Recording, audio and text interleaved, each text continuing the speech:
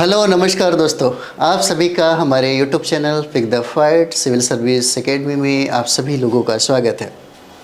तो जैसा कि हम लोग डेली का बीपीएससी टीचर 3.0 के लिए हम लोग एससीईआरटी की जो किताबें हैं उसका अध्ययन हम लोग कर रहे थे। एससीईआरटी किताबें हम इसलिए बोलते हैं और डेली हम इसका चर्चा करते हैं कि ताकि आपके दिमाग में ये चले कि हमें एससीईआरटी की किताबें और एनसीईआरटी किताबें पढ़नी चाहिए। देखिए, कंपटीशन की दुनिया बहुत बड़ा चीज़ नहीं होता। ऐसा नहीं है कि लोगों को नौकरी नहीं मिलता, लोग सिविल सर्विसेज फाइट नहीं करते हैं। बस 2-3 चीज़ें होना चाहिए अपने जीवन में। सबसे पहला वो हो जाता है आपका डिसिप्लिन, और डिसिप्लिन के साथ ही साथ जो वर्क करते हैं वो वर्क आपको प्रतिदिन करना होता है।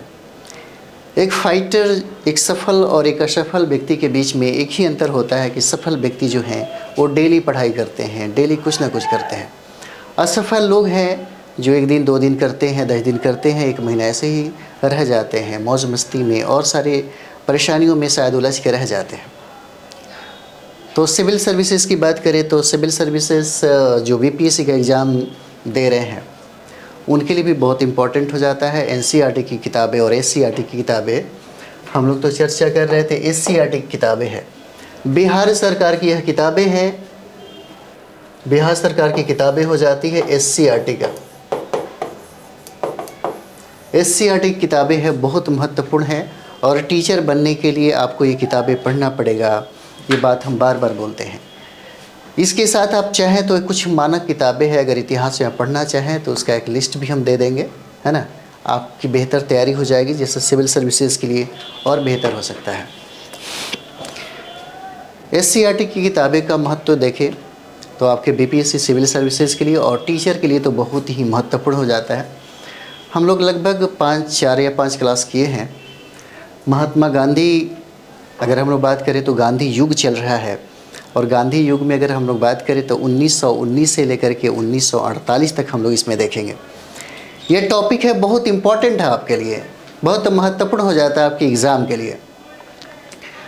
हम लोग इसमें देखेंगे खिलाफत आंदोलन और असहयोग आंदोलन। हम लोग इसको दोनों को बांट के देखेंगे। हालांकि ये 8वीं क्लास की बुक हो जाती है, 8th क्लास की आधुनिक भारत का इतिहास से 8वीं क्लास की बिहार शिक्षा समग्र अध्ययन ये किताबें है। शिक्षा जो है आपका बिहार सरकार की एससीईआरटी की जो किताबें हैं ये हो जाता है। इसमें बहुत बेहतर मटेरियल दिया है। अगर आप 1.0, 2.0 और 3.0 जो एग्ज़ाम कैंसिल हो गया है, अगर आप उसको देखेंगे तो एससीईआरटी से बाहर कोई भी प्रश्न नहीं है। चाहे वो ज्योग्राफी का सवाल हो, चाहे वो इतिहास का सवाल हो, चाहे साइंस का सवाल हो, चाहे किसी भी विषय का सवाल हो, वहीं से पूछा गया। थोड़ा सा आप स्टैंडर्ड को बढ़ाएंगे तो आपको पता चलेगा इसके अलावा कोई दूसरी किताब पढ़ने की ज़रूरत नहीं है। अगर इतना पढ़ते हैं, और ख़ास करके हम थोड़ा डिटेल्स में भी बताते हैं ताकि आपके एग्ज़ाम से संबंधित अगर कोई सवाल पूछा भी जाता है तो आपसे बिल्कुल आपको परेशानी ना हो, आप ज़रूर उसको बना सकें। तो चलिए हम लोग देखते हैं खिलाफत आंदोलन। खिलाफत आंदोलन को सबसे पहले हम लोग समझेंगे कि इसके पीछे कारण क्या रहा है, क्या वजह रहा है खिलाफत आंदोलन का। क्या इसका सरोकार हमारे भारत से था या कहीं ना कहीं इसका जो जड़ी थी कहीं दूसरे जगह दिख रहा था, हम लोग उस चीज़ पे चर्चा करेंगे। तो सबसे पहले आप देखेंगे जब ब्रिटिश हुकूमत भारत में राज कर रही थी तो पूरी दुनिया प्रथम विश्व युद्ध में 2 भागों में बटा था। और प्रथम विश्व युद्ध की अगर बात करें तो 1914 से लेकर के 1918 तक हुआ। जिस देश का गुलाम हमारा देश बना हुआ था, इंग्लैंड का जो गुलाम हमारा देश से ही नहीं बल्कि बहुत सारे कंट्री थे जो उसका पराधीनता को स्वीकार किया था। तो प्रथम विश्व युद्ध चल रही थी, उस समय पूरी दुनिया 2 भागों में बटा हुआ था। एक को हम लोग धुरी राष्ट्र बोलते हैं और दूसरे को मित्र राष्ट्र बोलते हैं।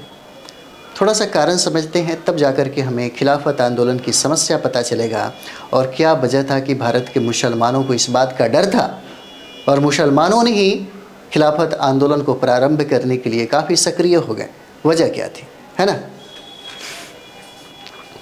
तो हम लोग खिलाफत आंदोलन के कुछ कारण को हम लोग देखेंगे। खिलाफत आंदोलन है कारण हम लोग देखेंगे, और खिलाफत आंदोलन के बाद ही हम लोग असहयोग आंदोलन करेंगे, क्योंकि खिलाफत आंदोलन और असहयोग आंदोलन दोनों से सवाल बहुत ही ज़्यादा पूछे जाते हैं।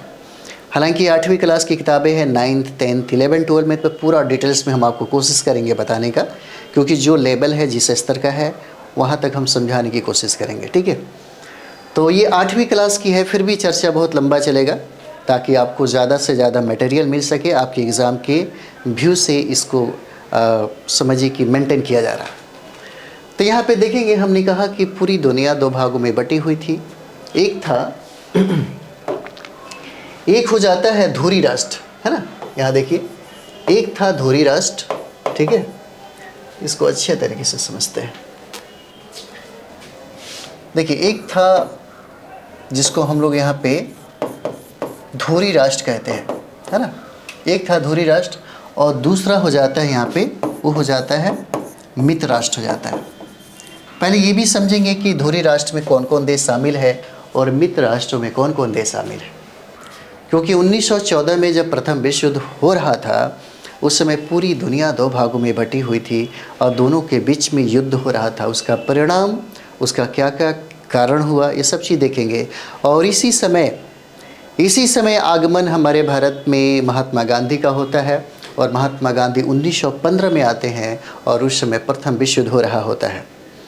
1915 में आने के बाद जो उनका एक अगाध प्रेम था ब्रिटिश हुकूमत के प्रति, आते ही आते उन्होंने भारत के युवाओं को ये आदेश दिया, यह संदेश दिया कि आपको ज़्यादा से ज़्यादा संख्या में ब्रिटिश हुकूमत में, सेना में भर्ती होना चाहिए और उसका साथ देना चाहिए।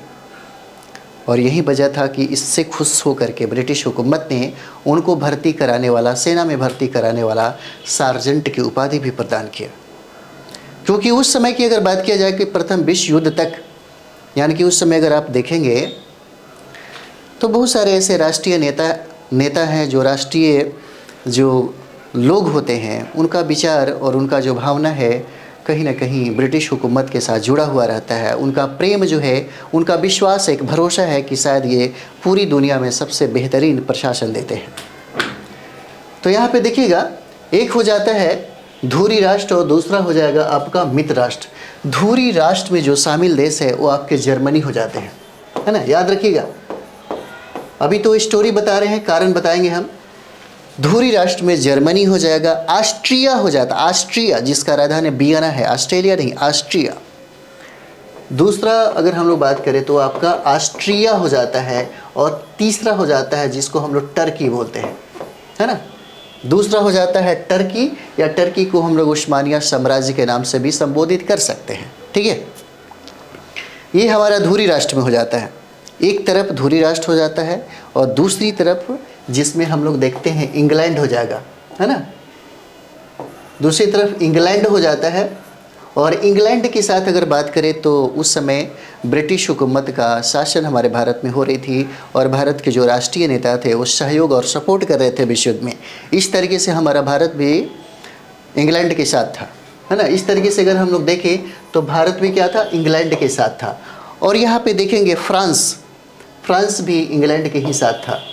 फ्रांस की बात करें तो इंग्लैंड के साथ था, और रशिया भी आपका जो रूस है, रूस भी आपके इंग्लैंड के ही साथ था। अगर बात करें हम लोग जो पूरी दुनिया में सबसे ज़्यादा शक्तिशाली आज वर्तमान में हो गया है अमेरिका, उस समय अमेरिका भी मित्र राष्ट्रों के ही साथ था, है ना। उस समय अमेरिका भी मित्र राष्ट्रों के साथ था। और यहाँ तक अगर देखा जाए तो जापान भी, जो जापान है वो जापान भी आपके मित्र राष्ट्रों के साथ था। इस तरीके से दो लोगों के बीच में विश्व युद्ध का घमासान जो पूरी दुनिया में एक तहलका मचा के रख दिया, ये दो राष्ट्रों में, दो भागों में बट गया था। और देखिए यही तुर्की है जिसका संबंध ब्रिटेन के साथ रहा, जिसके वजह से ये प्रॉब्लम हो गई या खिलाफत आंदोलन हो गया। देखिए, तुर्की में जो उस्मानिया साम्राज्य था वहाँ पे शासन एक सुल्तान कर रहा था, सुल्तान करते थे, है ना, सुल्तान, जिसको हम लोग खलीफा कहते हैं, ठीक है। और ये खलीफा मुसलमानों के लिए एक धार्मिक गुरु के रूप में आस्था, विश्वास और श्रद्धा के तौर पे वो काम करते थे। बड़ी ही अटैचमेंट था उनका, एक श्रद्धा थी, एक भक्ति थी। और मुस्लिम जगत की बात कर रहे हैं, मुस्लिम लोगों के मध्य में एक धार्मिक गुरु के तौर पे ये काम करते थे। उन पे इनका अगाध प्रेम था, विश्वास था, भरोसा था। भारतीय मुसलमानों को ऐसा लगता था कि अगर मित्र राष्ट्र अगर जीत जाता है तो टर्की साम्राज्य को शायद ख़त्म कर दे और खलीफा के अस्तित्व को ही समाप्त कर दे। इनको ऐसा लग रहा था भारतीय मुसलमानों की अगर इंग्लैंड जीत जाता है तो फिर हो सकता है कि अपमानजनक संधियाँ कर ले, उनकी जो सम्माननीय जो स्थितियां हैं, जो पूरी देश में, पूरी बिरादरी में जो सम्मान उनको प्राप्त है, वो सम्मान वो शायद हो सकता है खो दे। इसका डर था। अगर एक बात किया जाए यहाँ पे तो देखिएगा, ब्रिटेन के प्रधानमंत्री थे जिनका नाम था लॉर्ड जॉर्ज। याद रखिएगा, पूछा जा सकता है। ब्रिटेन के जो प्राइम मिनिस्टर हैं उनका नाम है लॉर्ड जॉर्ज नाम रहता है। और लॉर्ड जो जॉर्ज हैं वो भारतीय मुसलमानों की जो शंका है वो भली भांति समझ जाते हैं। उनको लगता है कि मुसलमानों में जो एक अलग प्रतिशोध की भावना जो पनप रही है, अगर हम इसको ठीक नहीं किए तो फिर मुश्किल हो जाएगा। भारत में जो मुसलमान थे मित्र राष्ट्रों के प्रति इस तरह से सशंकित थे और शंका की निगाहों से देख रहे थे। लेकिन उनके मनोभाव को, उनके मन को पढ़ा ब्रिटेन के प्रधानमंत्री ने, और ब्रिटेन के प्रधानमंत्री ने वादा किया इन मुसलमानों से कि अगर हम जीत भी जाते हैं तो तुर्की के साथ हम किसी तरह से अपमानजनक परिस्थितियां को नहीं लाएंगे। उनकी जो स्थिति है ज्यों का त्यों रहेगा, उनकी स्थिति समान है तो समान ही रहेगा। उनके परिस्थितियों में, उनकी स्थितियों में कोई छेड़छाड़ नहीं रहेगा। और उस्मानिया जो साम्राज्य है उस पर किसी भी तरीके से प्रतिशोध की भावना से काम नहीं किया जाएगा। यह वादा और इरादा ब्रिटिश और ब्रिटेन के जो प्रधानमंत्री थे जिनका नाम था लॉर्ड जॉर्ज, उन्होंने ये वादा किया था। चीज़ों को समझिए तब जा कर के मज़ा आएगा। इतिहास बहुत बड़ा बात नहीं है, मज़ा आता है इतिहास को पढ़ने में, बस चीज़ों को समझने की ज़रूरत होता है। कोई भी सब्जेक्ट है बिल्कुल साइंस की तरह है। ऐसा नहीं कि इतिहास से याद नहीं होता। हम लोग तो कभी बहुत जब पीजी किए, जब पीएचडी नेट वगैरह जेआरएफ ये सब जब कर रहे थे, उसके बाद से सब कुछ क्लियर हो गया। बहुत बड़ी बात नहीं होता है। हर चीज़ को पढ़ने के लिए बस एक समझ विकसित कर लीजिए, एक लेबल प्राप्त हो जाएगा तो सिविल सर्विसेज प्राप्त करना बहुत आसान हो जाता है। जिस दिन आपको लेबल आ जाएगा तो समझ जाइए कि सीट 5 हो या 5000 हो, आपका 5 सीट भी अगर रहेगा और लेबल आपने प्राप्त किया है, उस लेबल को आपने प्राप्त किया है तो 5 सीट में ही 1 सीट आपका होगा। अगर आपका लेबल नहीं है और आपने बीपीएससी के लिए वो सारा मेंस का मेंटेन नहीं कर पाया है तो 5000 सीटें भी होने के बावजूद भी आपको 1 सीट नहीं मिलेगा। ठीक है, तो किसी भी सब्जेक्ट को पढ़ने के लिए समझ विकसित करिए। आपके अंदर मौलिकता, वैज्ञानिक दृष्टिकोण होना चाहिए। अगर ये सब उभर के सामने अगर आ जाए तो समझिए कि आप एक बार में कंप्लीट करेंगे सिविल सर्विसेज। लिखने की कला, बहुत सारा चीज़ें हैं, सीखना होता है ना।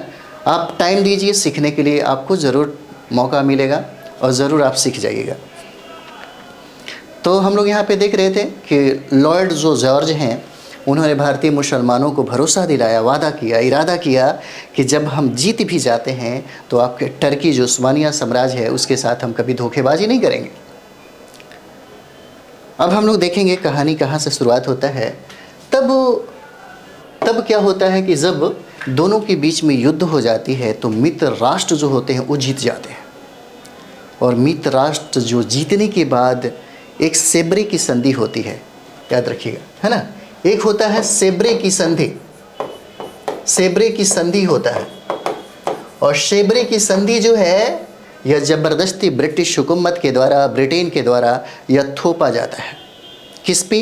क्योंकि हम लोग टर्की का कर रहे थे, क्योंकि खिलाफत आंदोलन है, हम लोग इसको समझ रहे थे, है ना। तो सेब्रे की संधि हो जाती है। और सेब्रे की संधि के तहत क्या किया जाता है, इस चीज़ को समझ जाइए। जो वादा और इरादा ब्रिटिश हुकूमत के द्वारा ब्रिटेन के प्रधानमंत्री ने किया, यहाँ आते आते सब वादा, सब जो इरादा किया, सब भूल जाता है। सेब्रे की संधि के तहत यहाँ पे होती है, सबसे पहले साम्राज्य जो था ना, जो उस्मानिया जो साम्राज्य था उसको तोड़ दिया जाता है। सबसे पहले जो साम्राज्य था, जो साम्राज्य है उसको क्या कर दिया जाता है, तोड़ दिया जाता है। यहाँ पे समझिए, साम्राज्य जो है वो तोड़ दिया जाता है यहाँ पे। और थ्रेस और एशिया जो माइनर है उसको फ्रांस और ब्रिटेन के बीच में क्या किया जाता है, बंदर बांट कर दिया जाता है, दोनों आपस में बांट लेते हैं। अगर हम लोग थ्रेस की बात करें तो थ्रेस जो समृद्ध पार्ट था टर्की का, जहाँ पे बहुत ही बेहतर पोजीशन था वहाँ के खलीफा का, उसको थ्रेस को यूनान को दे दिया जाता है ना। यानी कि जो संधि, जो पहले ब्रिटेन के जो प्रधानमंत्री थे जिन्होंने वादा किया था भारतीय मुसलमानों को कि जब अगर हम जीत भी जाते हैं तो ऐसा कुछ नहीं करेंगे, लेकिन जैसे ही वो जीतते हैं तो धुरी राष्ट्रों के खिलाफ बहुत ही गलत तरीके से वो संधियाँ किया जाता है, ज़बरदस्ती थोपा जाता है। और उसी थोपे गए संधि में सेब्रे का एक संधि जो महत्वपूर्ण हो जाता है। सेब्रे की संधि के तहत क्या किया गया, सेब्रे की संधि के तहत उस्मानिया साम्राज्य को तोड़ दिया गया और तोड़ करके बहुत ऐसे छोटे छोटे जो सबसे समझिए कि प्रभावशाली जो पार्ट थे उसको फ्रांस के बीच में और ब्रिटेन के बीच में बांट दिया जाता है। यहाँ की थ्रेस और उस्मानिया साम्राज्य की बात करें तो यूनान साम्राज्य को भी दे दिया जाता है। सबसे ज़्यादा इससे हतोत्साहित भारतीय मुसलमान ही नहीं बल्कि दुनिया का हर मुसलमान उदास हो जाता है, परेशान हो जाता है। दूसरी ये हो जाता है कि सेब्रे की संधि के तहत देखिएगा यहाँ पे सुल्तान की जो सत्ता होती है, जो खलीफा की जो सत्ता होती है, उस सत्ता को समाप्त कर दिया जाता है ना, समाप्त कर दिया जाता है। यहाँ पे क्या किया जाता है, समाप्त कर दिया जाता है। अब तो सबसे ज़्यादा दुख हो जाता है भारतीय मुसलमानों को। भारतीय मुसलमानों को लगता है कि ये क्या हो रहा है। जो अगाध प्रेम और श्रद्धा, जो भक्ति धार्मिक गुरुओं के प्रति जो उनका था, वो जो प्रेम है वो टूटता हुआ नज़र आता है। और जो विश्वास और भरोसा ब्रिटेन के प्रधानमंत्री ने दिलाया था उसके प्रति भारत के मुसलमानों में एक आक्रोश पैदा हो जाता है। वह असंतोष, समझिए कि असंतोष व्याप्त हो जाता है उनके मन में कि उन्होंने ऐसा किया। तब एक चीज़ और भी आप लोग यहाँ पे देखेंगे, आप यहाँ पे देखिएगा 1920 ईस्वी में, क्या देख लीजिए 1920 ईस्वी में भारत के मुसलमानों ने एक शिष्टमंडल ब्रिटेन भेजता है। और ब्रिटेन भेजता है तो याद रखिएगा शिष्टमंडल को सबसे ज़्यादा सपोर्ट मोंटेग्यू भी करते हैं। हालांकि मोंटेग्यू को सपोर्ट करने के बावजूद भी शिष्टमंडल को कोई भी ऐसा सकारात्मक चीज़ें नहीं मिलता और ब्रिटेन से उन्हें खाली हाथ लौटना पड़ता है। उसके बाद भारत में एक खिलाफत कमेटी की स्थापना होती है। उसके बाद भारत में एक, यहाँ पे देखिएगा खिलाफत जो कमेटी है, खिलाफत कमेटी उसकी स्थापना होती है मार्च, उसके पहले हो जाती मार्च 1919 में। और जो दो लोग आपको दिख रहे हैं ना यहाँ पे, ये जो दो लोग दिख रहे हैं मोहम्मद अली और शौकत अली, जिसको हम लोग अली बंधु के नाम से जानते हैं, इस खिलाफत कमेटी में बड़ी सक्रिय थे, बहुत ही ज़्यादा सक्रिय थे। और इस खिलाफत कमेटी के जो अध्यक्ष हैं उनका जो नाम है वो हो जाता है हसरत मोहानी। हसरत मोहानी नाम हो जाता है, याद रखिएगा, बहुत इंपॉर्टेंट है। खिलाफत कमेटी की स्थापना मार्च 1919 में होता है, 1919 में होता है। और इसके सदस्य के रूप में अली बंधु, जो आप यहाँ पे देख रहे हैं, जो फेस आप दिख रहे हैं मोहम्मद अली और शौकत अली। इसमें सिर्फ यही नहीं रहते हैं, खान अब्दुल गफ़ार खान भी होते हैं, है ना। यहाँ पे खान अब्दुल गफ़ार खान भी होते हैं। और हसरत मोहानी बहुत ही अच्छा एक लेखक थे, कवि थे। इनके गीत भी बहुत ज़्यादा प्रसिद्ध हैं, आप देखते होंगे लोग तो बहुत बेहतर ये गाना वाना लिखते थे। और इसके सदस्यों के रूप में खान अब्दुल गफ़ार खान भी हैं, ठीक है, खान अब्दुल गफ़ार खान भी है ना, गफ़ार खान भी है। और ये लोग प्रारंभ करते हैं कि अब हम लोग ब्रिटिश हुकूमत के प्रति जो सहयोग की भावना जो दिख रही थी, अब हम लोग सहयोग नहीं करेंगे। फिर बाद में जाकर के एक कमेटी की स्थापना होती है जिसका नाम है अखिल भारतीय खिलाफत कमेटी, है ना, अखिल भारतीय खिलाफत कमेटी, अखिल भारतीय खिलाफत कमेटी की स्थापना होती है ना, कमेटी की स्थापना होती है। आप देखिए जिसके अध्यक्ष जो है ना, आप कभी कभी देखिए पढ़ते होंगे एक के अध्यक्ष महात्मा गांधी भी बनाए जाते हैं, और इसके अध्यक्ष की अगर बात करते हैं तो सेठ छोटानी भी बनाए जाते हैं, इतना याद रखिएगा, है ना। सेठ छोटानी बनाए जाते हैं, छोटानी जो है इसके अध्यक्ष जो है इसको बनाए जाते हैं, है ना।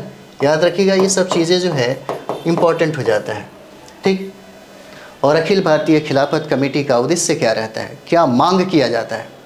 कभी कभी हो सकता है कि ऐसे प्रश्न पूछे जा सके आपसे, क्योंकि बीपीएससी कहता है यहाँ पे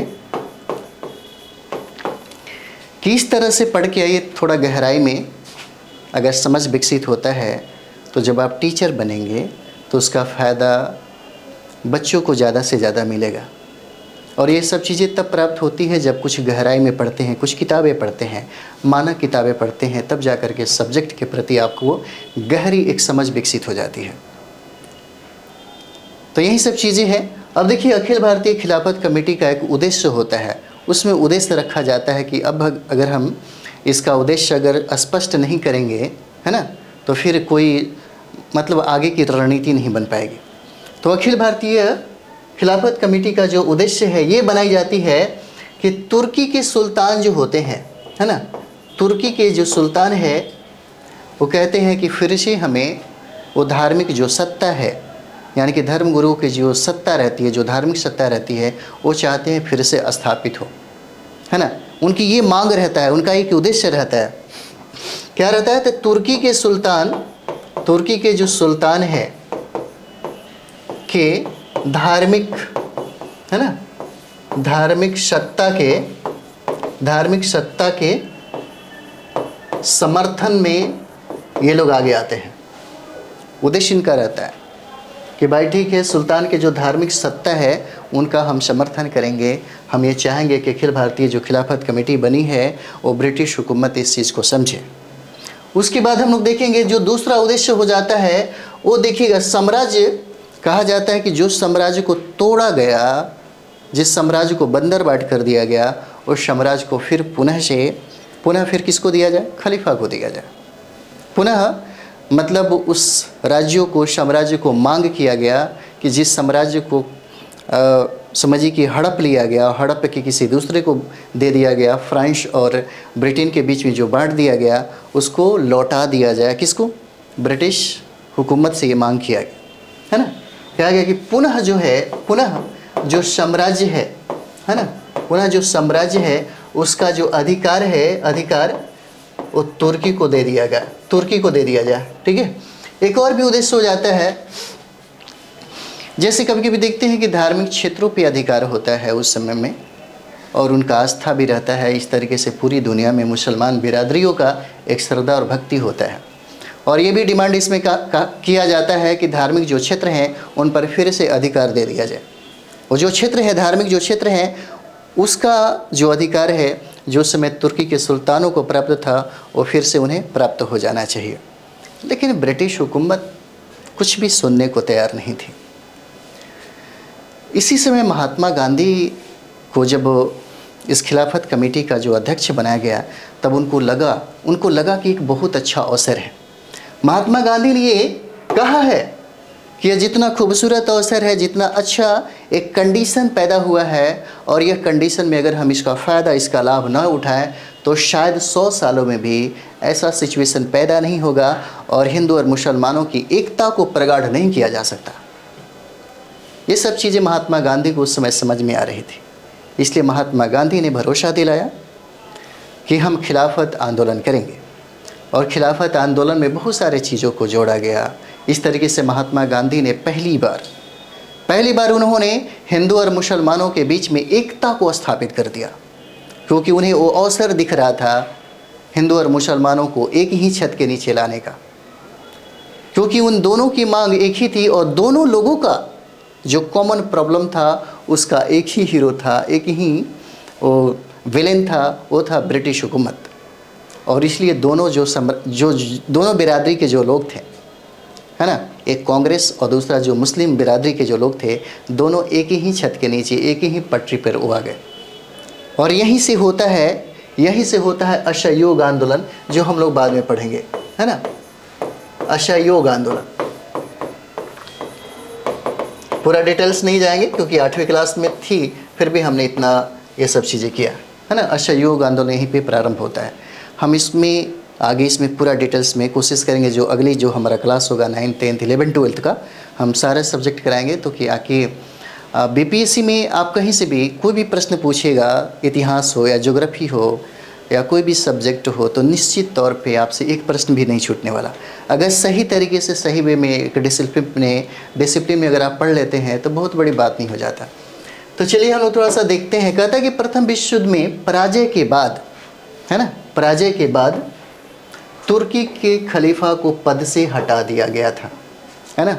तुर्की के जो खलीफा है, टर्की के उस्मानिया साम्राज्य जो हम लोग बोलते हैं, उनके जो खलीफा है जिनके प्रति सारे मुसलमानों का, दुनिया में इस धरती पे जहाँ जहाँ भी मुसलमान हैं उन सारे लोगों का प्रेम जो श्रद्धा है इनके खिलाफ है, क्योंकि उनको ये अपना धार्मिक गुरु मानते हैं। इसीलिए उनकी जो संवेदना है, उनकी जो भावना है, उनको कहीं छत बिछत न हो जाए, इस चीज़ का ब्रिटिश हुकूमत तो प्रारंभ में इसका ख्याल रखा था, लेकिन बाद में जब प्रथम विश्व युद्ध होता है तो उसमें हारने के बाद जो धुरी राष्ट्र हार जाता है तो उस पर ज़बरदस्ती बहुत सारे ऐसे संधियाँ हैं जो थोप दिया जाता है और उसको तहस नहस कर दिया जाता है। इसमें टर्की भी शामिल था। तो यहाँ पे कहता है कि दुनिया के अन्य हिस्सों के मुसलमानों की तरह भारतीय मुसलमान भी ऑटोमन साम्राज्य के पवित्र इस्लामिक स्थलों पर खलीफा का नियंत्रण ही देखना चाहते थे। देखिए इसमें कहता है ना कि दुनिया के अन्य हिस्सों के मुसलमानों के साथ, कहता है सिर्फ भारत के मुसलमानों की बात नहीं होती है। 1900 जब प्रथम विश्व चल रही थी और जिस तरीके से तुर्की के खलीफा यानी कि सुल्तान के साथ जिस तरह से ज़्यादती किया जा रहा था, उसका असर सिर्फ भारत में ही नहीं दिख रहा था, बल्कि पूरी दुनिया में मुस्लिम जगत के जो लोग थे उन सारे लोगों को असंतोष यानी कि समझी की झकझोर के रख दिया। और इससे अछूता भारतीय साम्राज्य के भारत में रहने वाले मुसलमान भी नहीं थे। यही यहाँ पे कहना चाह रहा है कि उनका जो साम्राज्य का जो पवित्र इस्लामिक जो स्थल है और खलीफा का नियंत्रण ही वो चाहते थे कि नहीं, वहाँ पे किसी तरह उनका नियंत्रण जो है वो बना रहे। मुसलमानों के बीच में ऐसी अगाध प्रेम और श्रद्धा थी। भारतीय मुसलमानों ने मोहम्मद अली और शौकत अली के नेतृत्व में अंग्रेज़ों की वादा खिलाफ़ी के विरुद्ध खिलाफत आंदोलन की शुरुआत की, है ना। भारत में आप देखिएगा, भारत में अगर जब भी पूछेगा तो इसका सबसे ज़्यादा सक्रिय जो कदम उठाई गई थी अली बंधुओं के द्वारा हुआ, मोहम्मद अली और शौकत अली, इतना याद रखिएगा, है ना। खिलाफत कमेटी की जब स्थापना हुआ था मार्च 1919 में, तो उसके अध्यक्ष हज़रत मोहानी को बनाई गई थी। और हज़रत मोहानी जो है बहुत ही बेहतरीन कवि थे। एक से एक आप हिंदी फिल्मों में अगर देखेंगे तो इनके एक से एक गीत आए हुए हैं। उस समय उनके अध्यक्ष बनाए गए और इसमें सबसे ज़्यादा सक्रियता मोहम्मद अली और शौकत अली, जिनको हम लोग अली बंधु के नाम से जानते हैं। हालांकि इसमें सिर्फ यही लोग नहीं रहते हैं, बहुत सारे ऐसे मुस्लिम लोग हैं जिन्होंने खिलाफत कमेटी में भाग लिया। जैसे अब खान अब्दुल गफ़ार खान की बात करेंगे तो वो भी हो जाते हैं इससे, यहाँ तक कि बाद में महात्मा गांधी भी जुड़ते हैं। यहाँ पे देखिए खिलाफत शुरुआत की गांधी जी ने इसे हिंदू मुस्लिम एकता के अवसर के रूप में देखते हुए जालियांवाला बाग हत्याकांड और खिलाफत के मामले, है ना, खिलाफत के मामले, चलिए आगे बढ़ा जाए। खिलाफत के मामले में हुए अत्याचार के विरुद्ध असहयोग आंदोलन चलाकर स्वराज्य की मांग का आह्वान किया। खलीफा का मतलब यहाँ भी समझाया है, और खलीफा का मतलब क्या, मुसलमानों का धार्मिक एवं राजनीतिक रूप से प्रधान व्यक्ति होते हैं, धार्मिक गुरु होते हैं, है ना। यहाँ से हम लोग पढ़ेंगे असहयोग आंदोलन, यहाँ से जो है, क्योंकि दोनों टॉपिक था खिलाफत आंदोलन और असहयोग आंदोलन। मुझे उम्मीद है आप थोड़ा खिलाफत आंदोलन को आप समझे होंगे। और खिलाफत आंदोलन इसी तरीके से है, प्रश्न अगर पूछा जाता है तो यहाँ से बिल्कुल आप बना पाएंगे बहुत ईजिली तरीके से। और इस किताबों में, अगले किताबों में अगर हम लोग देखेंगे 11th और 12th की अगर बात करें तो वहाँ पे बहुत गहराई से दिया गया है, बहुत गहराई से इसमें चर्चा किया गया है खिलाफत के बारे में, असहयोग के बारे में। बट यहाँ से जो भी आपको प्राप्त होता है, आपका कि बेस जो है, जब तक बेस स्ट्रांग नहीं होगा तब तक आप बेहतर पोजीशन नहीं ला पाएंगे, आप अपने लेवल को नहीं बढ़ा पाएंगे। और बेस के लिए सबसे महत्वपूर्ण हो जाता है। सिविल सर्विसेज में होता क्या है कि सिविल सर्विस में आप देखते होंगे कि कोई भी लड़का कोई भी छात्र जो है एक बार में कंप्लीट क्यों करता है? या तो एकेडमी उसका बहुत अच्छा होगा, या तो उसके घर परिवार में गाइडलाइन करने वाले बहुत अच्छे होंगे, है ना? नहीं तो उनके पास जो सटीक किताबें हैं, जैसे मानते हैं कि आप 6 क्लास से लेकर के 10+2 तक अगर अच्छे तरीके से आप पढ़ते हैं तो 1 से 2 बार में आप कोई भी सिविल सर्विसेज पास कर जाएंगे, बहुत बड़ी बात नहीं है, ये बहुत ईजिली हो जाता है। तो चलिए हम लोग इसके महत्व के बारे में भी बात किए और पढ़े भी। अगले टॉपिक में हम लोग असहयोग आंदोलन करेंगे, और आप लोगों से थोड़ा ये है कि लाइक भी करिए और कमेंट्स करिए, है ना? कमेंट्स पढ़ने में थोड़ा सा अच्छा लगता है, बड़ा सपोर्ट भी मिलता है, मतलब पढ़ाने में भी मज़ा आता है, ठीक है? और आप अपने साथी और संगियों के बीच में कम से कम इसे शेयर ज़रूर करें, है ना? इस सेशन को ज़रूर शेयर करें, ताकि इसी से आपके सपोर्ट से ही हमें काफ़ी एनर्जी मिलती है। तो चलिए हम लोग मिलते हैं अगले वीडियो में। थैंक यू वेरी मच आप सभी लोगों को।